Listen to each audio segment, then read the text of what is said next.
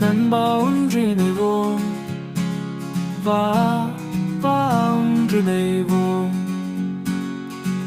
கேளும் கேள்விகளை அது தொடுக்கும் பல வேள்விகளை, யாருக்கும் பாரமுமின்றி யாரோடும் கோபமுன்றி இன்புற்று வாழும் வாழ்வே போதும்.